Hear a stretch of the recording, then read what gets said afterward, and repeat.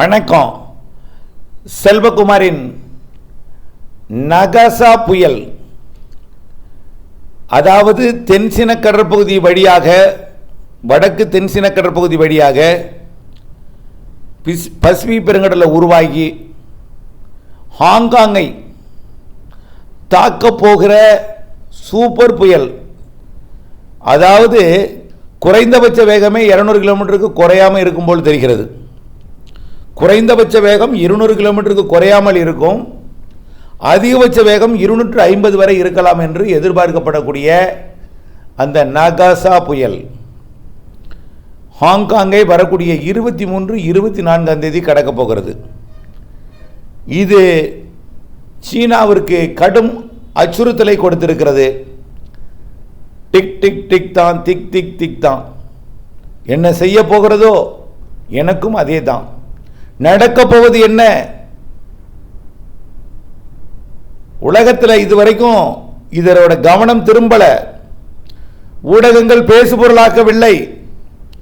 23, 24ஆம் தேதி கரையை கடக்கக்கூடிய இந்த நிகழ்வு உலகம் பேசக்கூடிய ஒரு நிகழ்வாக இருக்கும் என்று எதிர்பார்க்கப்படுகிறது.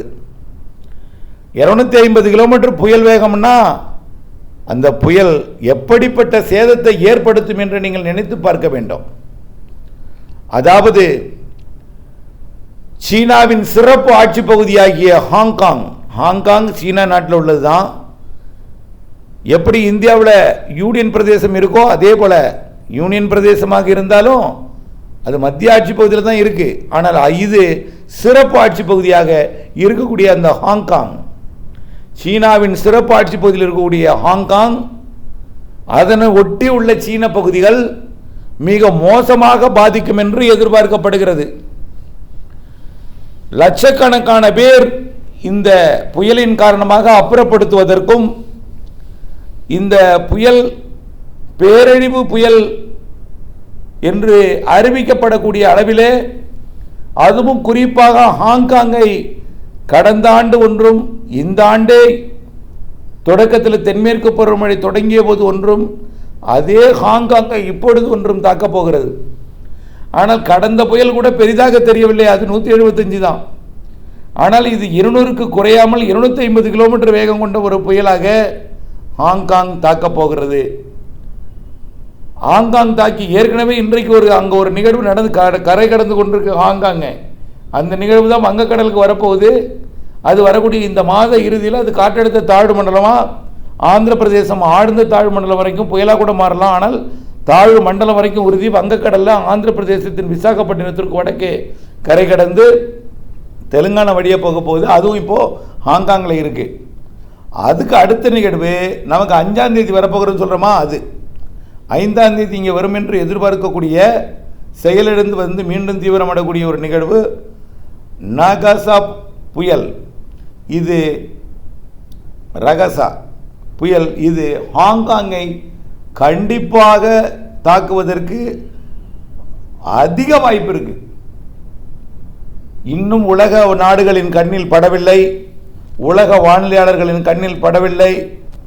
இது ஹாங்காங்கை தான் தாக்கப் போகிறது என்பதில் மாற்றமில்லை. ஹாங்காங்கிற்கு மிக பெரிய ஒரு சேதத்தை ஏற்படுத்தும். அதாவது அந்த நாட்டின், அதாவது ஹாங்காங்கின் அந்த சிறப்பு ஆட்சி பகுதி ஹாங்காங்கில் இருக்கக்கூடிய மக்கள் எல்லாம் அப்புறப்படுத்த வேண்டிய நிலை ஏற்படும். மிக பாதுகாப்பான இடங்களுக்கு செல்ல வேண்டிய நிலை. உலக ஊடகங்கள்லாம் பேசப்படக்கூடிய அளவில் பேரழிவு புயலாக தெரிகிறது என்பதை தான் இந்த அறிக்கையில் தலைப்பிட்டிருக்கிறேன். இது தற்பொழுது எங்கே இருக்குன்னு பார்த்தீங்கன்னா, பிலிப்பைன்ஸ் அருகே நகர்ந்து கொண்டிருக்கிறது. பிலிப்பைன்ஸ் அருகே, பிலிப்பைன்ஸுக்கு கிழக்குப்புறம் நகர்ந்து கொண்டிருக்கு. இது இன்றைக்கு பிலிப்பைன்ஸ் கிழக்குப்புறம் நகர, அதாவது 20ஆம் தேதி பிலிப்பைன்ஸின் வடக்கு புறத்தை ஒட்டி நகரும். பிலிப்பைன்ஸை கரை கடக்க வாய்ப்பில்லை. பிலிப்பைன்ஸின் வடக்கு பகுதிக்கு மழை பிடிப்பை கொடுக்கும். பிலிப்பைன்ஸுக்கும் தாய்வானுக்கும் இடைப்பட்ட பகுதி வழியாக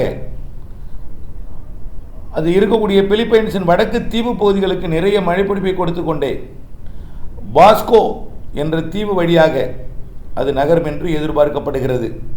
மிக கோர புயலாக தான் தெரியுது. வெள்ள பாதிப்புனா மோசமான வெள்ளம், காற்றும் அதிகம், வெள்ளமும் அதிகம்.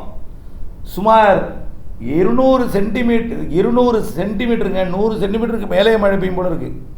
200 சென்டிமீட்டர் மழை, சென்டிமீட்டர் 2000 மில்லிமீட்டர், 2000 மில்லிமீட்டர் மழை பெய்யும் போல் தெரிகிறது ஹாங்காங்கிற்கு.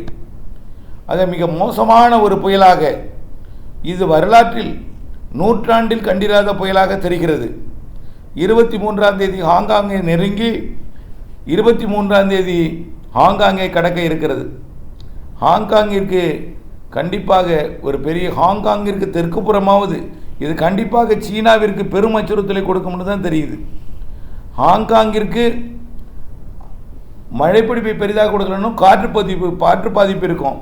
அது அப்படியே சீனாவின் பல்வேறு பகுதிகளை தாக்கி கொண்டே தெற்கு கடலோரம் வழியாக அது 25ஆம் தேதி வாக்கில் வியட்நாமை தாக்க போகுது.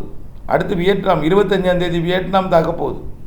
வியட்நாம் தாக்கி அங்கே நிறைய வெள்ளப்பெருக்கு ஏற்படுத்திவிட்டு பிறகு லாவோஸ், பிறகு அப்படியே தாய்லாந்து வழியாக செயலிழந்து இந்த மாத இறுதி நாட்களில் அது வங்கக்கடலின் மியான்மர் கரையோரத்துக்கு வந்து இறங்க போகுது.